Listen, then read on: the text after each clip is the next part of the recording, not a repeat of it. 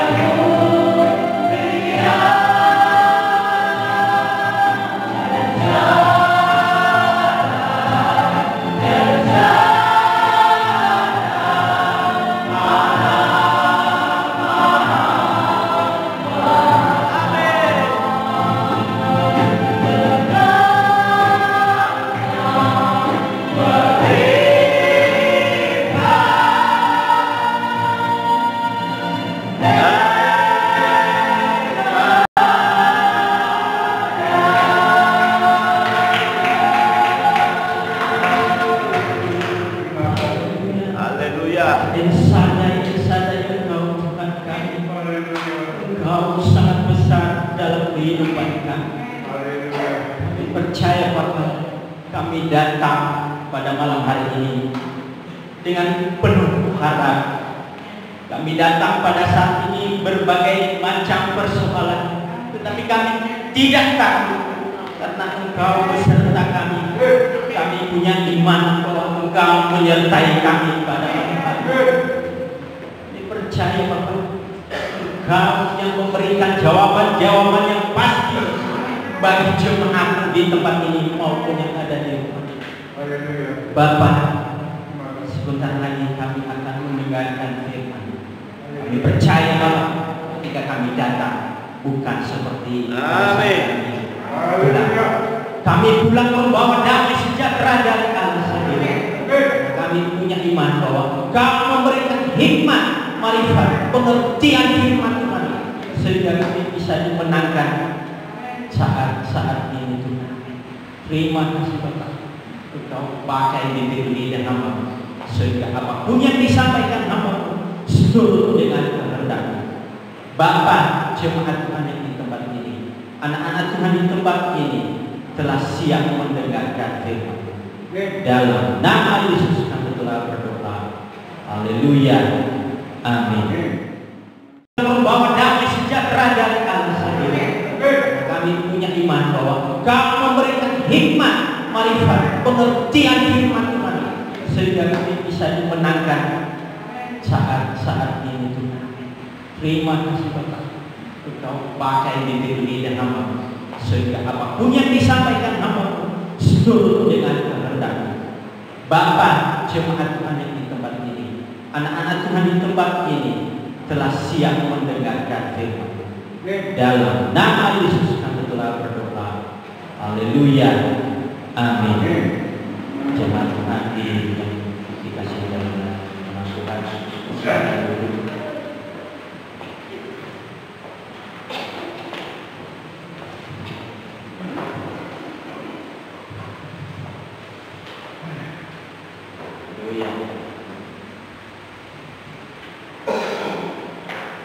Shalom Bapak Ibu.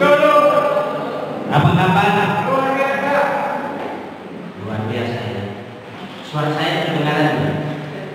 Kedengaran ya? Ya. Jelas ya? Jelas. Ya. Sip. Haleluya. Sekali lagi apa kabar? Luar biasa. Luar biasa. Ya. Kita harus punya iman.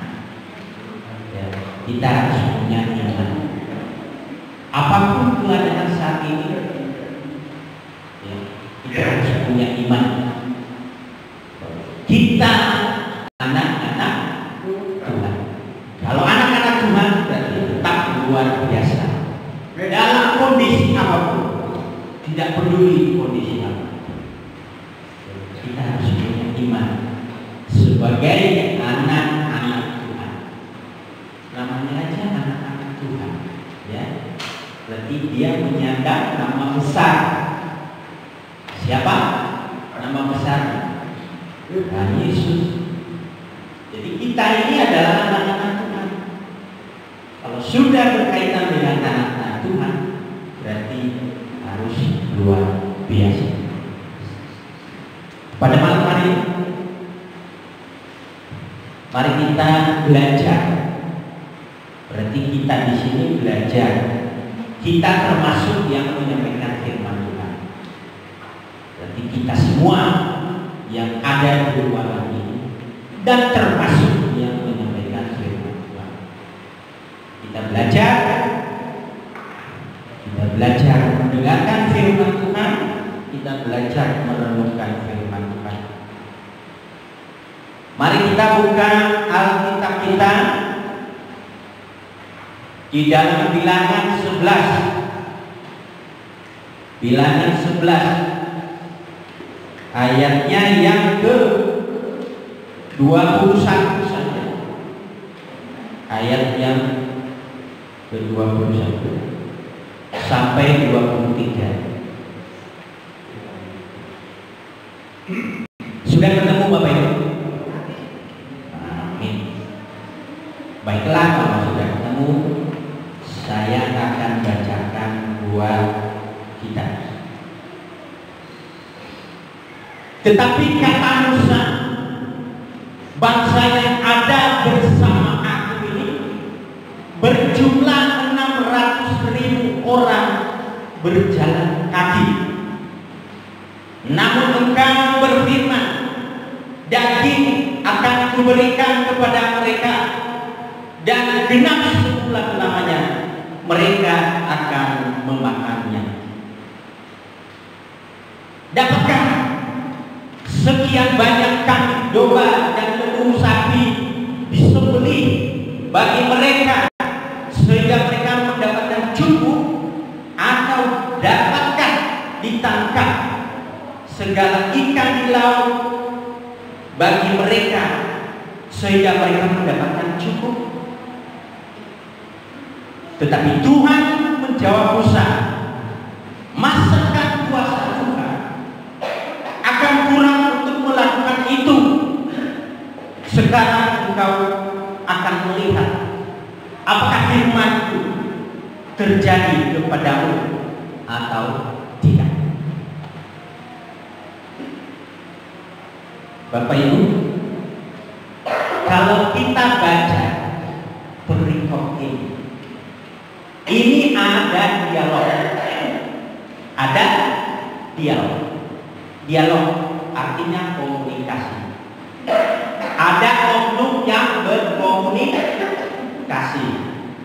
Berarti dialog itu ada satu orang yang sedang berbicara dengan orang lain yang sedang mendengarkan, atau sebaliknya. Berarti ada dialog. dialog. Ada komunikasi. Nah, ini. Kalau kita lihat di dalam perikop ini, siapa yang berbicara? Ya, siapa yang berbicara? Yang berbicara di sini adalah Musa. Berbicara Musa kepada siapa? Kepada Tuhan. Tuhan. Jadi dia berbicara kepada Tuhan. Apa yang dibicarakan oleh Musa kepada Tuhan? Apa yang dibicarakan? Dia membicarakan tentang orang Israel atau bangsanya ya, yang sudah keluar dari Mesir. Sekarang posisinya mereka sudah di hutan belantara. Jadi Musa berbicara kepada Tuhan, mengeluhkan apa yang dialami oleh bangsa-bangsa Israel menuju tanah.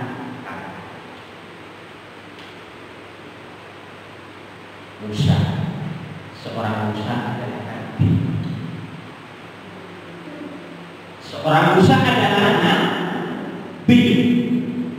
Tetapi kalau kita melihat sikap Musa itu sudah mulai apa? Meragukan kuasa Tuhan. Sama dengan kita pada malam hari ini. Mungkin kita meragukan kuasa Tuhan. Ada nggak yang pernah meragukan kuasa Tuhan? Oh, enggak ada. Ya, amin. Kalau saya pernah meragukan kuasa Tuhan. Ketika sesuatu tidak tercapai apa yang saya inginkan, atau pada saat saya sakit, macam-macam, itu sangat manusiawi. Dan Musa mengalami hal yang sama seperti kita yang ada pada malam hari ini. Makanya tema yang saya bagikan buat kita adalah jangan ragukan kuasa Tuhan. Sekali lagi, jangan ragukan kuasa Tuhan. Kita tidak perlu meragukan kuasa Tuhan itu. Kenapa kita harus meragukan kuasa Tuhan? Kenapa?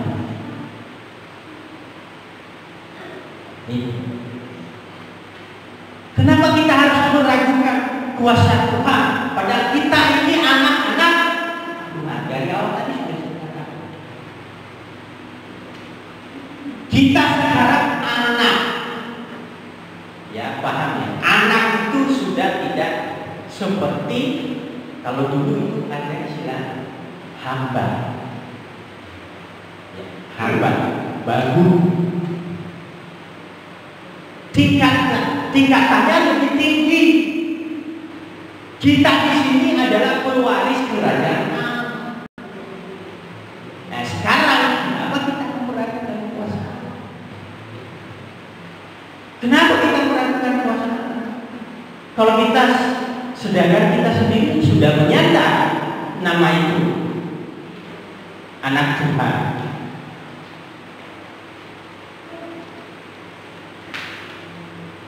Kenapa?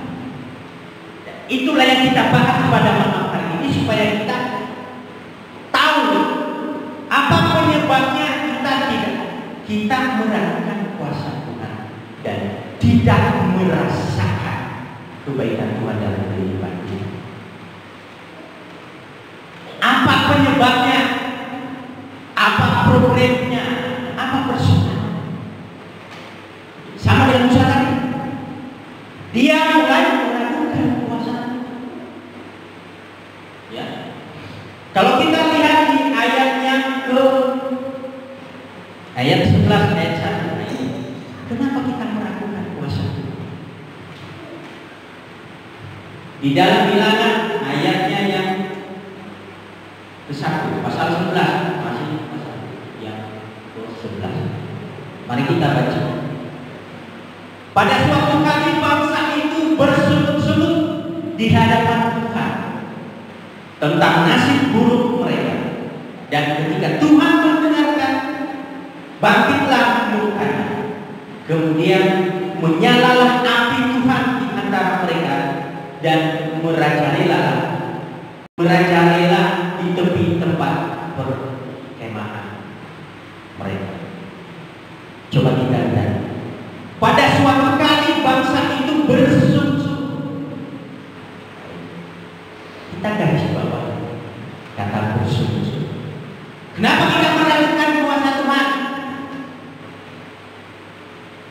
Kenapa? Karena kita bersungut-sungut.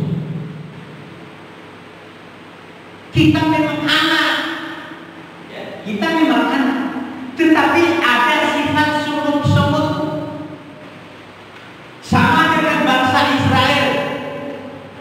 Ayo, begitu dijanjikan tadi, ya pasti waktu keluar tenang aja, nanti di kanan itu pasti ada susu dan madu.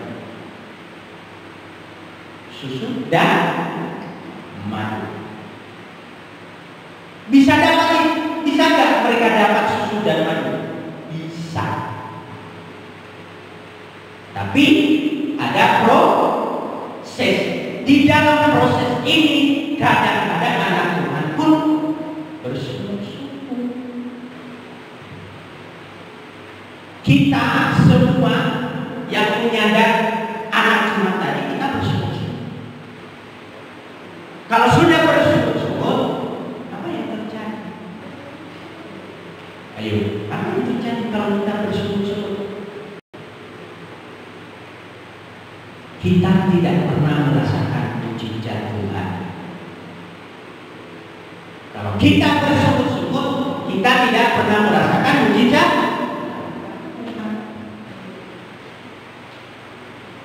Kalau kita bersungut-sungut, maka kita akan memberontak kepada Tuhan.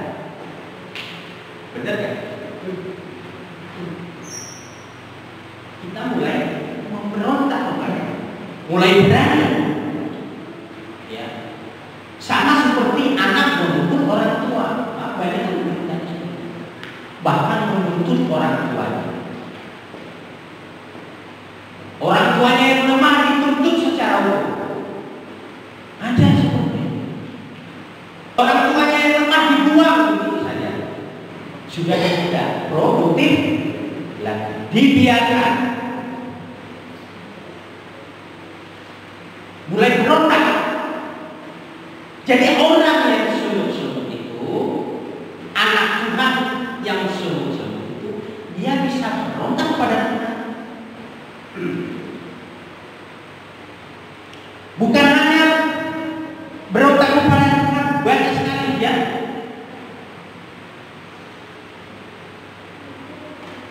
Bahkan kalau kita bersungut-sungut bisa membawa pada kematian. Kalau kita bersungut-sungut bisa membawa kita ke dalam kematian. Kalau kita bersungut-sungut, kita bisa terbawa di dalam kematian. Jadi sungut-sungut ini sangat berbahaya. Makanya sangat dibenci oleh Tuhan. Dan ketika kita bersungut-sungut, tujuan utama kita pun tidak akan tercapai.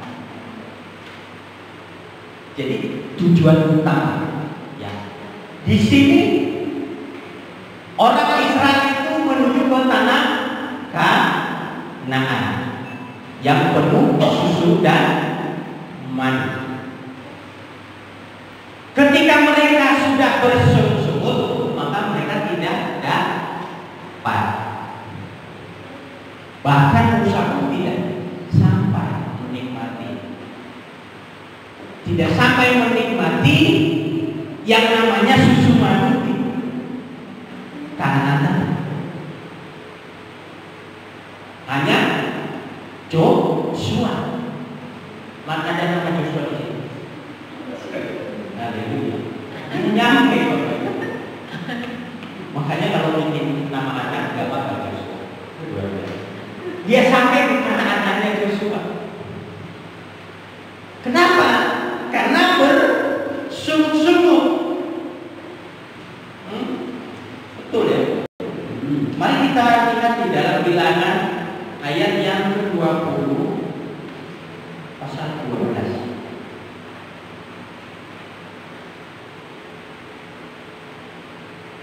Tetapi Tuhan berfirman kepada Musa dan Harun. Ingat ya? Lihat. Tetapi Tuhan berfirman kepada Musa dan Harun, karena kamu tidak percaya kepadaku dan tidak menghormati kekudusanku di depan mata orang Israel, itulah sebabnya kamu tidak akan membawa jemaat ini masuk ke negeri yang akan diberikan kepada mereka. Jadi mereka tak nyampe. Janji Tuhan itu tidak mereka pegang. Karena sungguh, ya. Apa sih tujuan hidup kita? Apa tujuan hidup kita selama kita mau hidup? Bahkan mati itu apa tujuan kita? Jangan kita nggak tahu apa tujuan hidup kita. Ya. Tujuan hidup kita apa? Ya, mendapatkan mahkota kehidupan kelak. Ya, apa mahkota kehidupan yang kekal itu? Ketika kita sudah meninggal, ya roh terpisah. Roh kita sudah terpisah dari tubuh ini, maka kita akan masuk ke kekekalan. Kekekalan itu mahkota kehidupan kita. Tujuan utama kita itu, baik yang kaya, miskin, melarat, apapun itu, statusnya tetap nanti tujuannya mati. Orang kaya, orang miskin, ya, orang sakit, orang sehat, ketika mati maka dia akan mendapatkan mahkotanya kalau dia benar hidupnya. Persoalannya apakah kita sudah benar? Ya kita yang tahu. Hanya Tuhan yang tahu sama kita. Kalau yang di depan ini ya dia hanya menyampaikan firman Tuhan, hanya menyadarkan kita. Ya. Kerjakanlah keselamatan. Kita hidup ini kita sedang mengerjakan keselamatan kita. Makanya hidup ini jangan dibuat sia-sia. Jangan buat hidup ini sia-sia. Ya. Kalau lagi ada kesempatan kaya beriman, gak usah kaya. Atau gak usah kaya, tetapi beriman, hidupnya sederhana. Karena tujuannya nanti di akhirnya, bukan sekarang. Kalau sekarang itu hanya penderitaan sebentar. Mungkin Bapak Ibu merasakan sekarang sakit apa, sakit secara fisik, ekonominya lagi amburadul. Itu proses. Tujuannya nanti. Ya, makanya di dalam Alkitab ada contoh orang miskin masuk ke dalam surga. Siapa? Lazarus. Ya. Bukan tidak diizinkan sama Tuhan untuk menjadi orang kaya. Tidak. Monggo, yang penting imanmu. Bisa kaya ya monggo. Jangan cari-cari yang lainnya juga. Kalau mau kaya ya mesti harus ke Gunung Kidul saja, itu tidak pernah di depan sama Tuhan.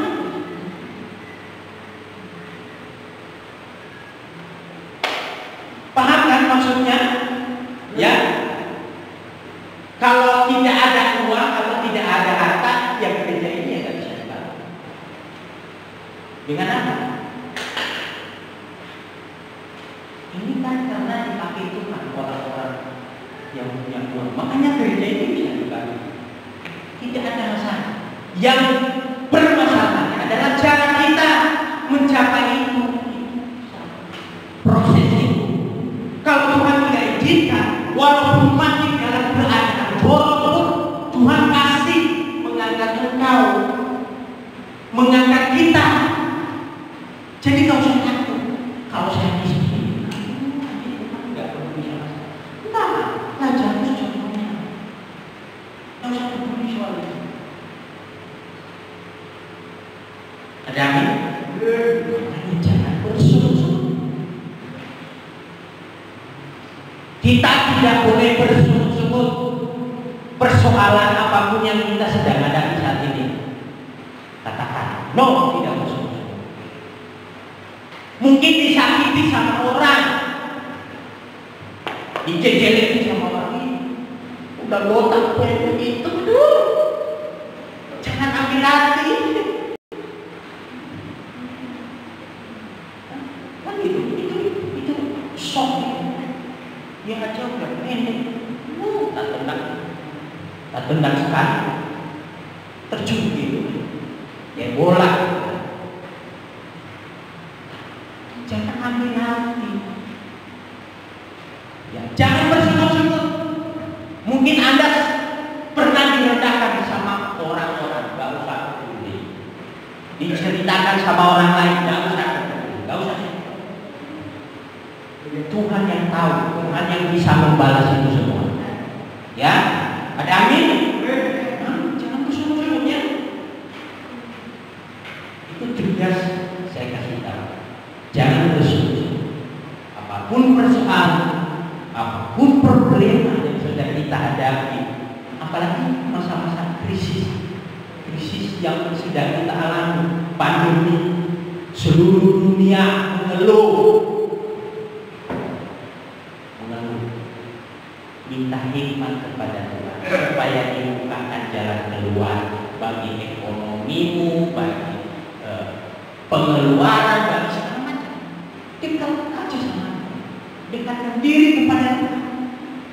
Tidak usah mulu, tidak usah saya ini kok doanya sederhana, makanya saya nggak bisa didengar oleh Tuhan. Nah, Tuhan itu nggak peduli soal doa. Dia lihat hati, ya. Dia melihat hati. Seganteng apapun, secantik apapun, kalau hatinya tidak benar sama Tuhan, Tuhan lupa. Nggak peduli. Ada yang lebih ganteng, ada yang lebih cantik. Bidadari. 72 bidadari pun lebih cantik dari bidadari. Jangan bersungut-sungut supaya kita juga bisa mendapatkan mahkota kehidupan kita. Itu janji Tuhan. Janji Tuhan kepada bangsa Israel adalah tanah Kanaan.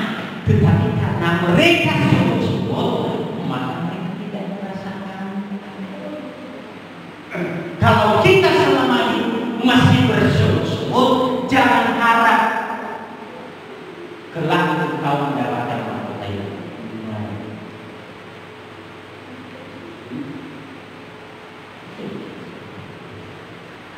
Ya, itu bagian yang pertama.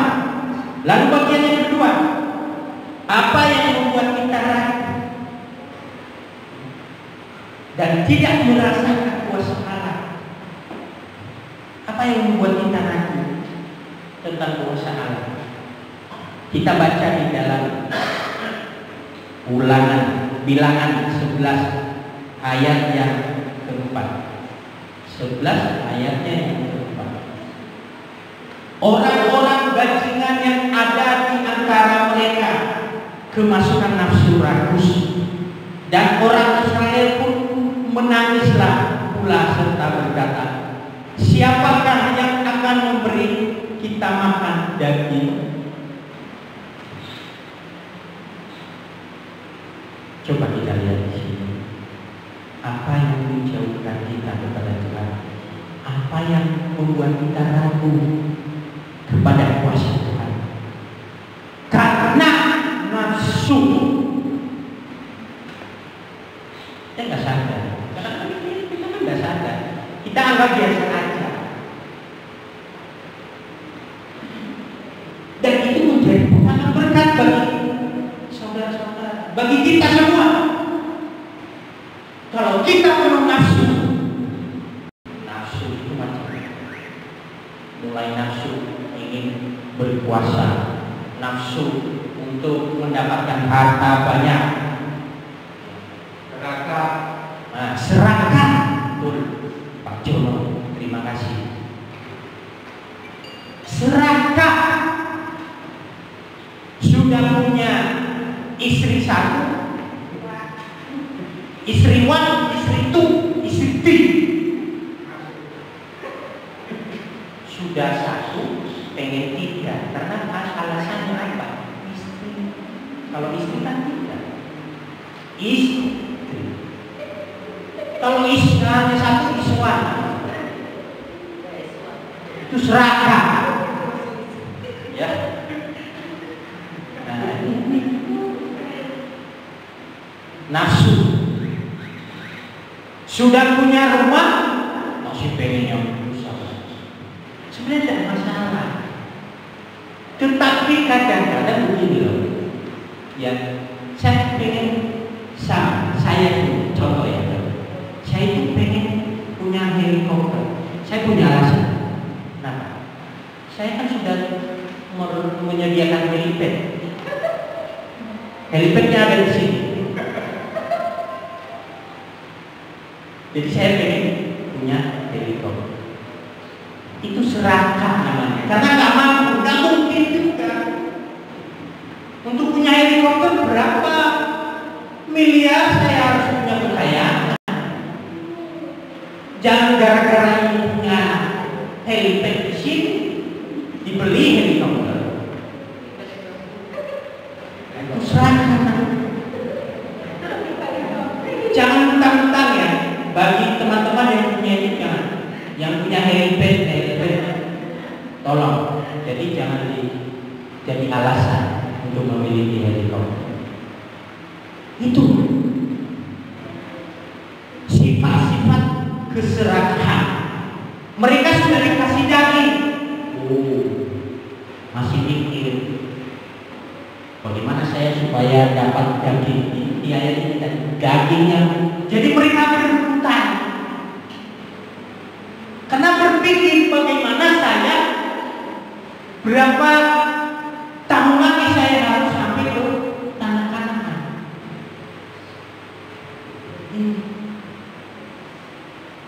Berapa tahun lagi saya harus sampai ke tanah Kanaan, sehingga saya harus memaksimalkan ini yang sudah Tuhan berikan. Padahal Tuhan sudah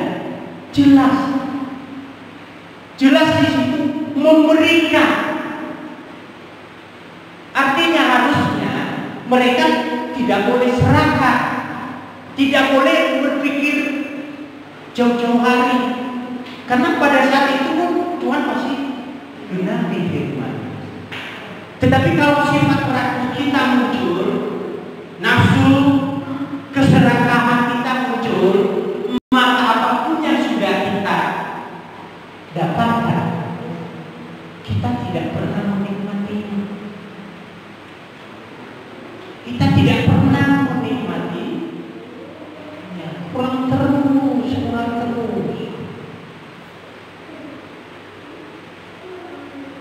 Bukan tidak boleh, sekali lagi, bukan tidak boleh mendapatkan harta sebanyak-banyaknya di dalam dunia ini, tetapi itu proses yang benar di hadapan Tuhan. Jangan halang segala cara.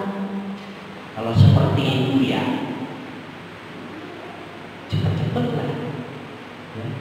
yang kita dapat nanti pasti hasilnya juga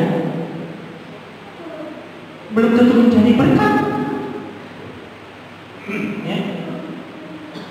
Belum tentu menjadi berkat.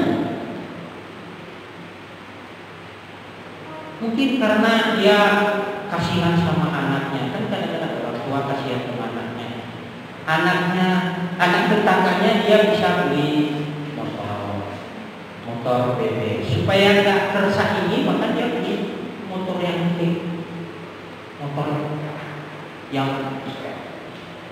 besar, supaya nggak kalah. Dia nggak mikir kalau belum tentu anak itu mahir memakai, dan bisa-bisa berkat yang diberikan kepada anaknya, orang tua yang begitu sayang sama anaknya, bisa-bisa dia celaka. Jadi kita pun harus berpikir, Tuhan seperti itu terhadap anak-anaknya. Supaya kenapa? Supaya tidak jatuh dalam dosa. Karena yang sudah kaya ini kadang-kadang memang sebelum pada rata. Jadi Tuhan tidak langsung memberi. Ada prosesnya. Kalau langsung dikasih seperti itu, ya itu tadi seperti anak manja. Apa-apa mungkin diberikan sama orang tua. Dan apa? Anak manja yang terjadi. Banyak anak-anak yang tidak merasakan kasih sayang orang tua. Nah, Tuhan juga seperti itu kepada kita. Jangan serakah. Boleh punya anak-anak hukum, boleh menjadi orang hebat, nggak masalah. Mau ngejar titel sederet 5 titel, 10 titel, PDH, profesor, doktor, insinyur, tidak masalah. Ngejar itu tidak masalah. Bisa. Dunia memberikan itu. Tetapi ingat, jangan serakah. Ingat, jangan serak, jangan nafsu. Itu yang kedua. Kalau seperti itu, maka kita tidak pernah merasakan. Kita tidak pernah merasakan. Dan kita meragukan kuasa Tuhan. Lalu apa? Buat apa kita punya agama, punya kepercayaan? Kalau seperti itu hidup kita, tiap hari berdoa, tiap minggu Jumat datang ke gereja menyembah, nyanyi sungguh. Tetapi kalau masih sifat serakah kita, melebihi kemampuan kita nggak pernah merasakan berkat-berkat Tuhan yang selama ini yang kita terima. Itu yang kedua. Yang ketiga, ayat 11, bilangan 11 ayat yang ke-5. Kita teringat kepada ikan yang kita makan di Mesir dengan tidak bayar apa-apa, kepada timun dan semangka, bawang pre, bawang merah dan bawang putih. Bangsa Israel mulai mengingat-ingat masa lalunya, di mana? Di Mesir. Saya ini anak orang kaya. Buyut saya 7 turunan tidak habis-habis. Jadi ada kesombongan. Ketika ditanya, kenapa kamu di sini? Saya generasi ke-8. Siang 7 turunan tidak habis-habis. Ketika turunan ke-8 yang siang, apa hidupnya? Lalu itu yang dibangga-banggakan. Mbahku dulu itu ya Sentero Banyuwangi pasti kan raja minyak dan Medan. So kalau sudah sombong seperti itu, apa yang dia lakukan? Bisa jadi malas. Dia ingat-ingat terus masa lalunya. Bangsa Israel itu mengingat-ingat kenikmatan mereka yang ada di Mesir. Nikmat sekali hidupnya. Kita tidak bayar apa-apa, kita happy-happy, bisa bersenang-senang. Seperti itu. Kan banyak yang seperti itu. Ketika dia memilih jadi orang percaya, apa yang terjadi? Malah ekonominya merosot. Lalu dia ingat, ketika saya nggak percaya Tuhan, kok saya enak ya? Ada orang tua saya dulu itu ngasih luar biasa ketika saya sudah sebelum saya percaya Yesus. Ada yang seperti itu. Ketika dia percaya kepada Tuhan, malah digembel semua.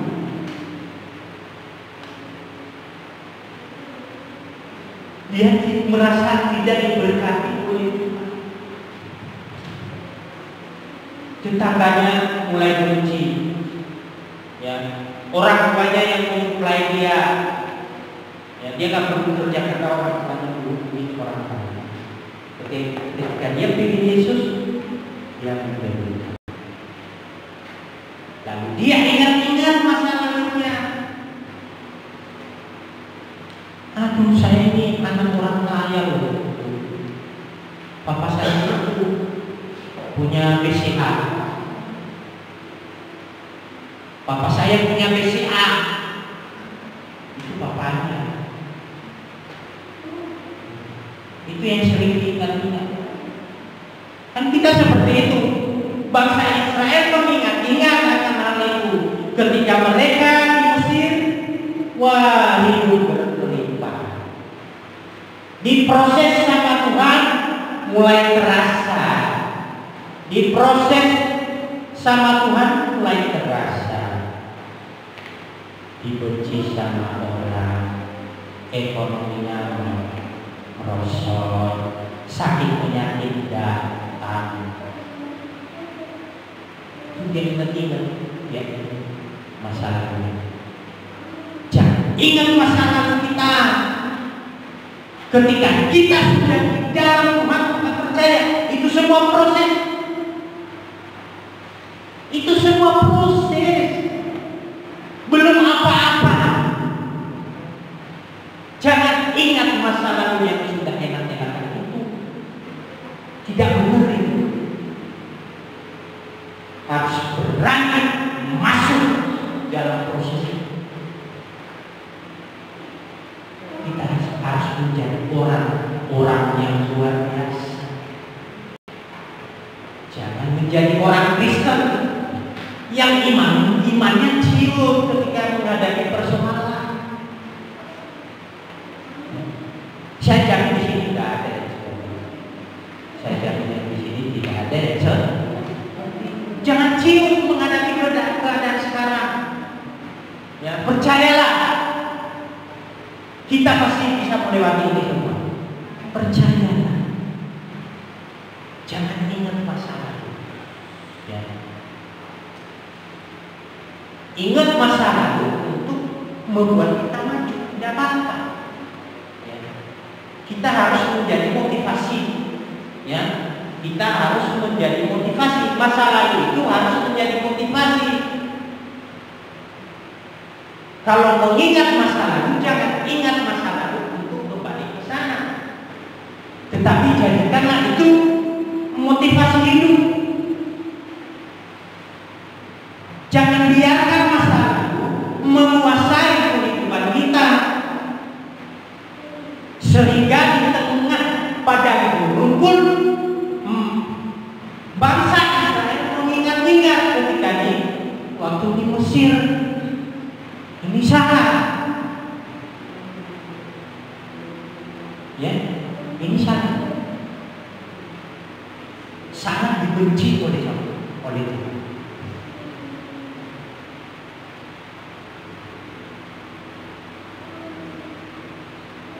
Jangan ibarat susah move on. Bahasa gaul anak muda. Susah move on. Move pindah. Ya kan? Ketika dikecewakan sama ceweknya, ya susah move on. Kan ketika dia sudah diberkati secara materi, susah move on. Ketika tidak diberkati kesehatannya, dia juga susah move on. Harusnya kita seperti apa? Masih ingat? Ayub. Harusnya seperti itu. Ayub itu luar biasa. Tuhan yang memberi, Tuhan yang mengambil. Itu macam prinsipnya harus seperti itu. Orang-orang percaya itu harus punya prinsip seperti Ayub. Ketika kita dalam keadaan apapun, katakan Tuhan yang mengambil. Ketika dalam keadaan happy pun, Tuhan yang memberi. Jangan sombong. Ini kadang-kadang kita terbalik. Tuhan sudah beri, malah jadi kesombongan. Giliran diambil sama Tuhan, mewek. Kasihan sekali hidupnya kalau seperti itu. Jangan mewek, ya. Seperti berimanlah seperti Ayub. Jadi kita jangan mengingat-ingat masa lalu kita. Kalau kita mengingat masa lalu kita, maka kita seperti istri Lot. Apa? Istri Lot bagaimana? Jadi dia darah celaka. Ya dia ingat, soalnya di Gomora Solo itu paling enak, dapat duitnya enak, dapat berlian emas enak, jadi orang kaya, terpandang. Kan itu seperti itu masalahnya. Ketika dia lihat masa lalunya, maka apa yang terjadi? Menjadi diam, apes. Itu pasti apes. Kalau sudah apes ya siap ya. Seperti itu. Kalau kita mengingat-ingat masa lalu kita. Oke, itu bagian yang ketiga. Bagian yang keempat, di dalam Keluaran 16 ayat yang ke-3.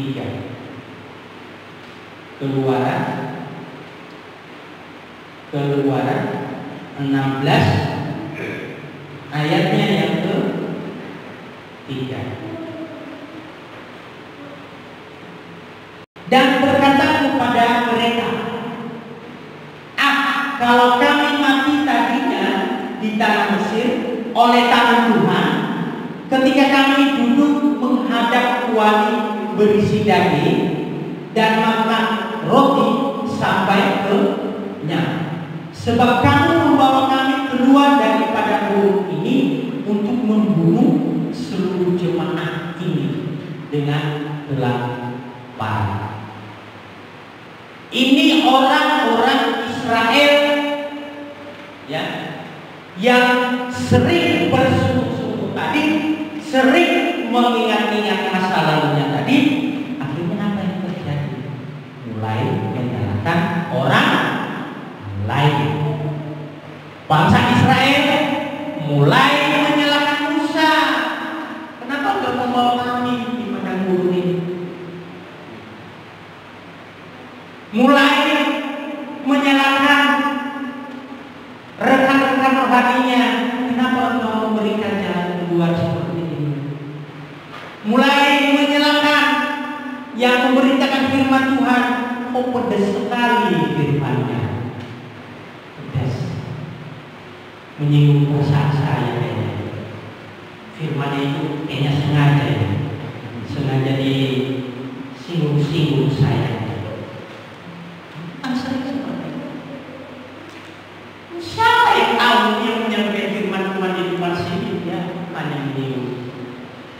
Anda, kita, no. Anda ada yang tahu isi hati Bapak ini. Mulai menyalahkan orang lain. Oh, kita seperti itu. Menyalahkan suami, menyalahkan istri, menyalahkan anak-anak, menyalahkan tetangga, semua serba salah. Lalu yang benar siapa? Kalau sudah seperti itu, tidak ada yang benar di dunia ini. Tidak ada yang benar. Mulai menyalahkan, padahal dia yang berbuat. Dia yang berbuat. Dia yang memulai. Dia yang memulai. Dan dia ngerasain sendiri lalu menyalahkan orang lain. Itu kan sifat-sifat kita. Itu sifat-sifat ketika kita menjalani sebuah problem. Ketika kita diperhadapkan pada suatu masalah, sudah mulai menyalahkan orang, sudah mulai menyalahkan hamba Tuhan, sudah mulai menyalahkan tetangganya. Kalau seperti itu ya hidup di Ijen sana aja. Kalau semua serba salah, ya mendingan seperti itu. Hidup aja di Gunung Ijen. Beli tanah di sana, beli tanah, enggak usah banyak-banyak, sendiri di sana. Tidak apa-apa. Musuh semua serba salah. Yang botak di sana, padahal yang botak saya. Merah. Ini kan nggak ada yang saya botak malah dijaga lagi si botak. Kasihan sedih sekali. Mulai menyalahkan orang lain. Kalau kita menyalahkan orang lain, maka kita tidak merasakan, ya, kita tidak merasakan kuasa Tuhan. Kita meragukan kuasa Tuhan.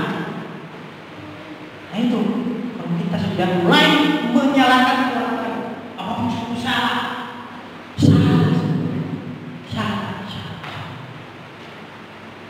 Mulai malam ini kita harus belajar. Ini sifat-sifat yang ada di dalam kehidupan kita. Tidak menutup kemungkinan baik yang ada di sini maupun yang ada di kita. Sifat seperti ini ada semua. Walaupun kita sudah menyandang nama tadi anak-anak Tuhan, tetapi masih juga ada sifat-sifat seperti itu. Seperti bangsa Israel. Coba bangsa Israel apa? Bangsa pilihan. Siapa yang milih? Tuhan. Ayo. Tuhan apa? Tetapi masih punya sifat seperti itu. Sama dengan kita. Kita ini kurang apa? Anak Tuhan. Halo, anak Tuhan. Menyandang nama anak Tuhan itu luar biasa. Tetapi masih bisa, masih keluar sifat-sifat seperti ini dalam kehidupan kita sehari-hari. Mulai menyalahkan pemerintah gara-gara corona, ya kan seperti itu. Ada yang mulai menyalahkan pemerintah, padahal nggak tahu apa-apa. Pemerintah itu bingung juga, susah. Dia mikir bagaimana menghidupi masyarakat ini di tengah pandemi. Kasihan, usaha bagaimana bisa jalan.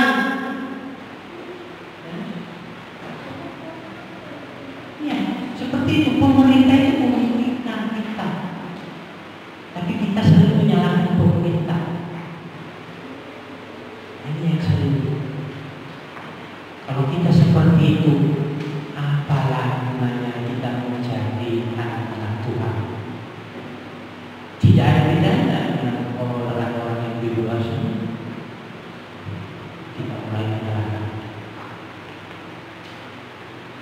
Dan bisa-bisa kita menyalahkan Tuhan. Ya.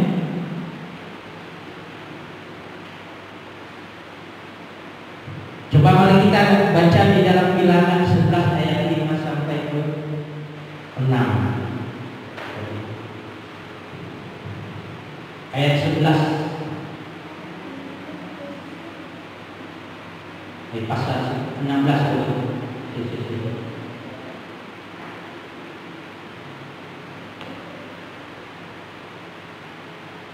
Bilangan 11 ayat 5. Bilangan 11 ayat yang 5 sampai ke 6.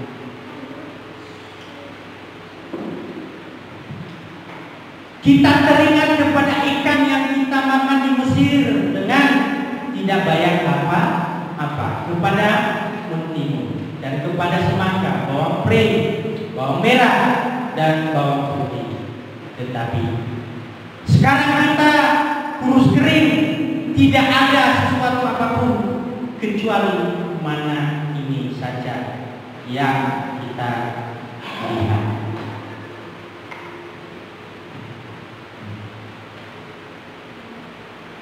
Kita mulai meragukan kuasa Tuhan.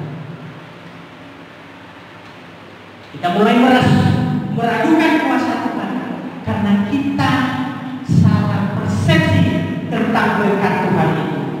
Ya. Tadi mereka mengingat-ingat masa lalunya, lalu mereka mulai menilai berkat Tuhan itu seperti apa.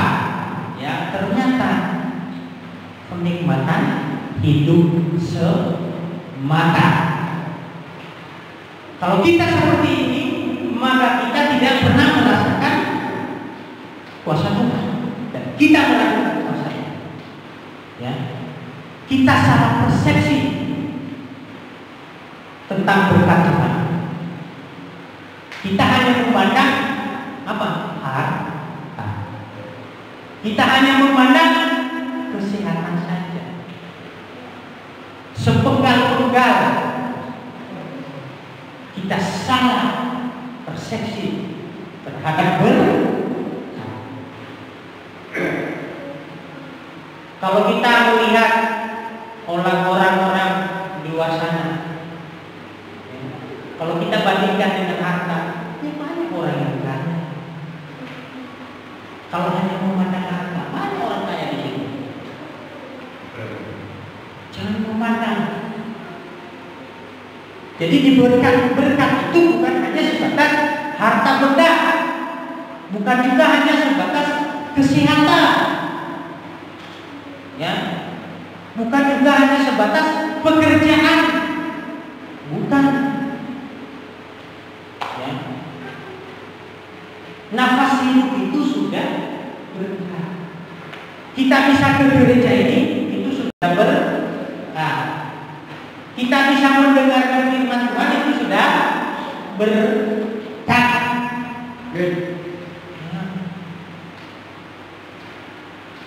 Berkah. Berbahagia dan sederhanaan itu berkah. Coba kita lihat. Ada tukang beca bisa tidur lelap di atas becanya, padahal siang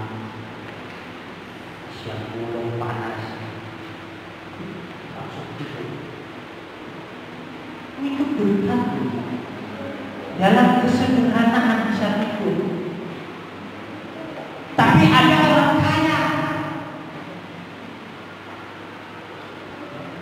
orang kaya, tapi nggak bisa tidur. Akhirnya beli obat. Siapa penyanyi terkenal? Michael Jackson.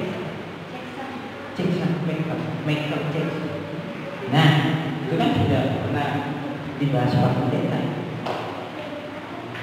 Orang kaya itu, tetapi tidak bisa tidur tenang. Akhirnya dia beli obat supaya dia bisa tidur. Kalau nggak salah nih, gara-gara itu nggak overdosis dia, dan akhirnya meninggal. Overdosis. Sekarang pertanyaannya, apa mau kita seperti itu? No.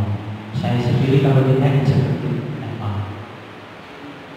hidupnya semakin sengsara, ya.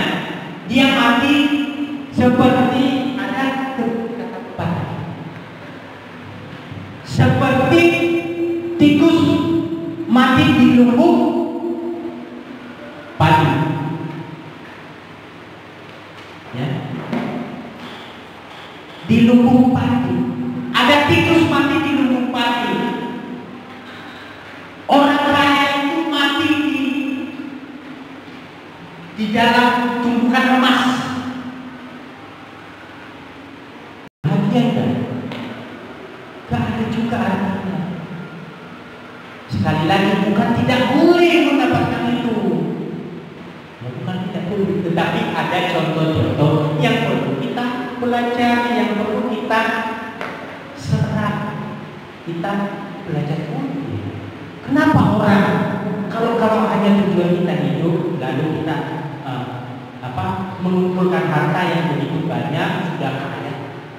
Kalau hanya itu tujuan hidup kita, banyak contoh-contoh yang pada akhirnya meninggal secara gratis, mengenaskan. Dan itu percuma kalau hanya hidup kita mengejar harta, kekayaan dunia ini. Yesus aja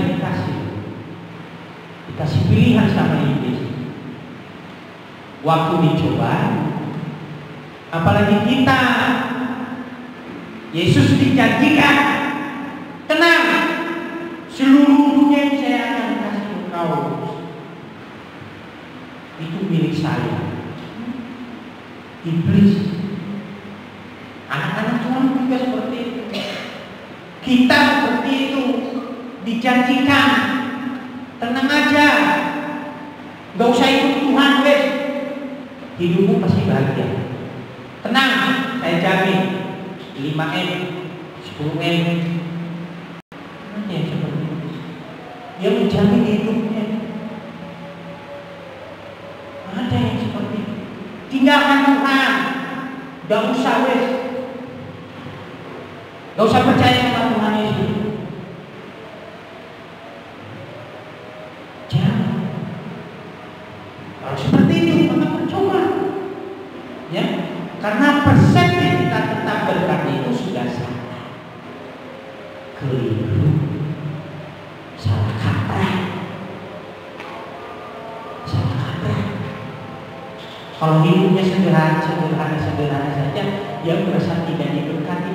Tidak, diberkati Tuhan pasti. Tenang aja. Hidup kudus itu yang penting. Tulus di hadapan Tuhan. Kudus di hadapan Tuhan. Jangan neng-neng. Jangan cari-cari. Ya, jangan cari yang aneh-aneh, ya. Jangan salah persepsi. Jadi itulah yang membuat kita, mengapa kita tidak merasakan kuasa Tuhan? Karena kita salah persepsi tentang berkat Tuhan. Ada amin, amin. Jadi kalau kita sudah membahas ini, pasti nanti di rumah kita bisa renungkan firman Tuhan ini supaya ini menjadi rema, menjadi batasan kita melangkah dia. Betul. Tadi Pak Bukan sudah ngomong tentang firman Tuhan. Apa? Biar terkenal Bapak Bukan. Ya. Ingat-ingat firman Tuhan, jangan ingat botaknya. Ya. Yang saya pesan itu, jangan ingat botaknya. Ingat firman Tuhan. Kenapa? Kenapa tidak perlu kita meragukan kuasa Tuhan? Ya, ada 3 alasan. Alasan yang pertama,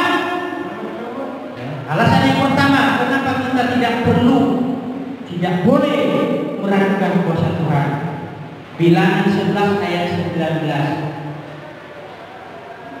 Bilangan 11 ayatnya yang ke-19 sampai ayat 20a.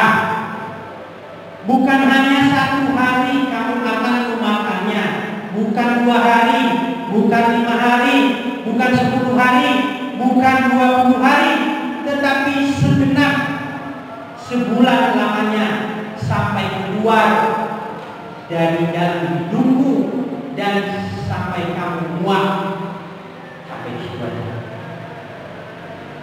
Firman Tuhan mengatakan bukan hanya sehari pemeliharaan Tuhan, bukan hanya 2 hari pemeliharaan Tuhan, tapi selama-lamanya. Ya, Dia mencukupkan jasmani secara jasmani. Dia akan memelihara kita secara jasmani. Harus punya iman seperti itu, ya. Jadi itu alasannya. Pertama, tenang aja, secara jasmani pasti dipelihara Tuhan. Bapak Pendeta sering sekali khotbah ini. Berkat Tuhan itu pasti mengalir bagi anak-anak Tuhan yang percaya. Ada amin? Pemeliharaan Tuhan bagi Bapak Pendeta akan diragukan. Saya sendiri tidak pernah meragukan itu. Luar biasa pemeliharaan. Sama dengan kita. Secara jasmani, jaminan Tuhan pasti dipelihara. Jadi jangan meragukan kuasa Tuhan.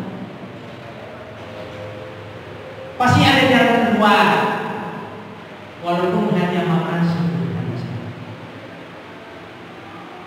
Makan dengan penuh syukur, makan kenyang. Kan ada firman Tuhan seperti itu. Walaupun makan sedikit dengan penuh syukur, seadanya diberkati oleh. Tetapi kalau makan daging penuh dengan perbantahan, makan daging tapi berantem terus, nggak ada lama ini. Mendingan makan tempe, tapi damai, masih senyum sama anak, masih senyum sama istri, damai, tenang. Ya kan? Jangan dibilang bahwa saya juga makan terus daging terus tiap hari. Tempe itu kalau saat-saat kepepet ya tempe itu kembali lagi ke makanan tradisional. Ya, jangan dipikir seperti itu. Tetapi kenapa? Karena kita bersyukur. Kadang-kadang sambal tok dicoretkan iman. Karena kenapa? Ucap syukur. Kita tidak perlu meragukan kuasa Tuhan, karena jaminan Tuhan itu Dia datang. Amin. Dia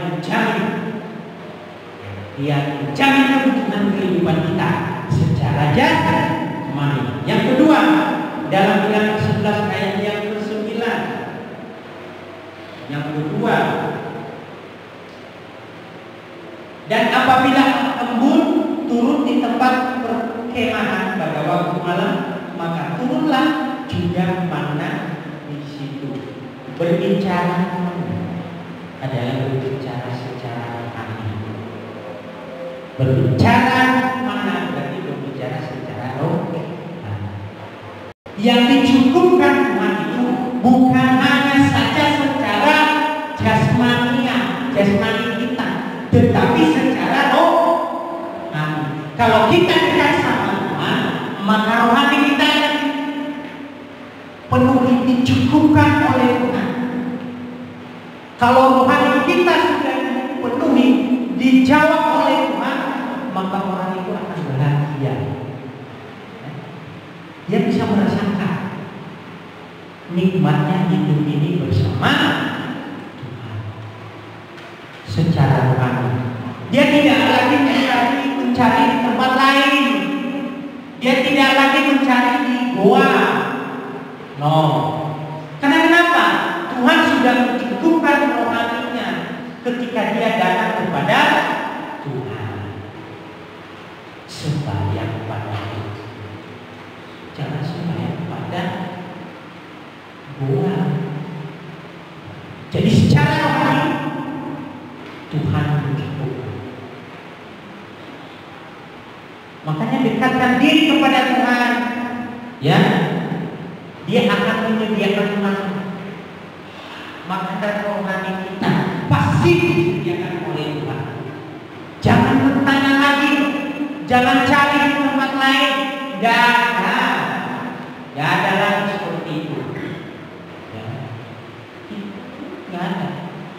Datanglah kepada Tuhan, berdoa, sembah Tuhan yang benar, sembah Tuhan yang benar yang ada di dalam Tuhan Yesus. Maka jaminan Tuhan dia mencukupkan secara ketika kita haus dan mencari Tuhan, Tuhan itu akan mencucurkan secara rohani kita diperbarui terus. Kalau kita mendekatkan diri kepada Tuhan, itu alasan yang kedua. Dan alasan yang ketiga, mari kita lihat di dalam Keluaran ini yang terakhir, tenang aja. Keluaran 13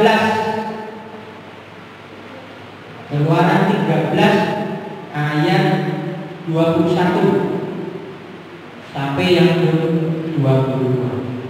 Tuhan berjalan di depan mereka pada siang hari dalam tiang awan untuk menuntun mereka di jalan, dan pada waktu malam dalam tiang api untuk menerangi mereka, sehingga mereka dapat berjalan siang dan malam.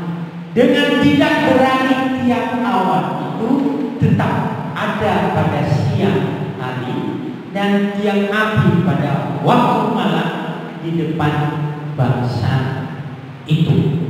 Ini luar biasa. Kita tidak boleh lagi meragukan kuasa Tuhan, karena penyertaan perlindungan Tuhan itu dari sekarang sampai selama-lamanya. Dari sekarang sampai selama-lamanya.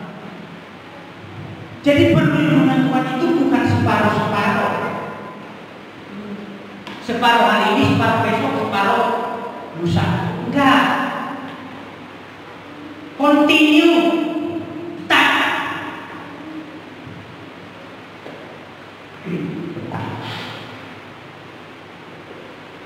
Dia memelihara siang dan malam di padang gurun, di padang belantara, dalam problem kita, dalam persoalan kita. Ini kan yang kita tidak sadar. Dikasih persoalan sedikit, sudah nyalain orang, nyalain nama Tuhan, nyalain tetangga, lama-lama nyalain diri sendiri. Kalau sudah nyalain diri sendiri, ya bunuh diri, gantung diri.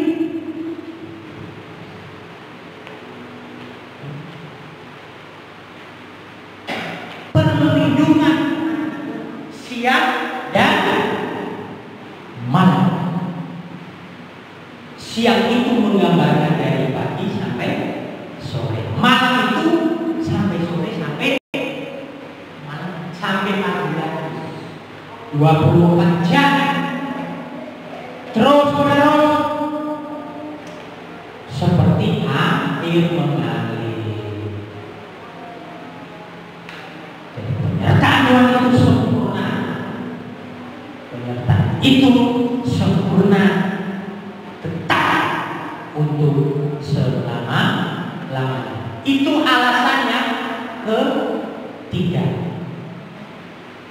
Ya, alasan yang ketiga. Jadi jangan lagi meragukan kuasa Tuhan. Saya percaya ketika kita keluar dari sini, ya, saya percaya bahwa kita tidak boleh lagi meragukan kuasa Tuhan. Saya ingatkan lagi, kita ini anak-anak. Kita menyandang nama besar anak Tuhan. Nah, kalau seperti itu, maka kita tidak perlu meragukan kuasa Tuhan. Seorang anak meragukan bapaknya, celakaan itu, ya kan? Kan seperti itu. Kalau kita meragukan kuasa Tuhan, maka celaka kita. Kita bukan anak berarti, anak tetangga. Ayo, ya kan? Celaka. Jangan-jangan anak tetangga ini repot kalau seperti itu. Jadi ada 3 alasan kenapa tidak boleh meragukan kuasa Tuhan. Ya, yang pertama tadi, secara jasmani Tuhan menjamin pasti dilindungi oleh Tuhan. Banyak kesaksian seperti itu. Dan secara rohani pasti Tuhan mencukupkan. Karena kan banyak orang yang mencari-cari. Cari kepada Tuhan Yesus, jangan cari tempat lain. Ya, rohanimu pasti dipenuhi. Rohanimu pasti didengar oleh Tuhan apa keluhan. Dan yang ketiga, perlindungan Tuhan itu tetap untuk selama-lamanya. Demikian firman Tuhan. Berikan kemuliaan kepada Allah.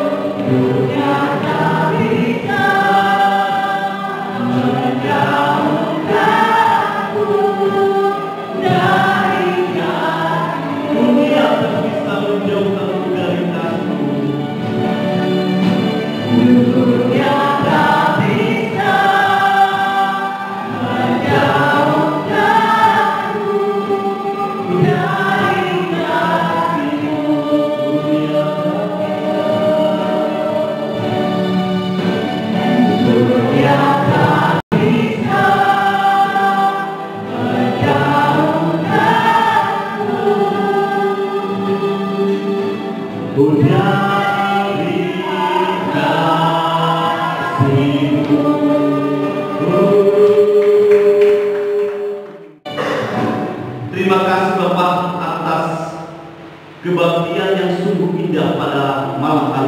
ini kami yakin dan percaya kami pulang dari tempat ini, hati dan pikiran kami diusi oleh kebenaran-kebenaran Tuhan.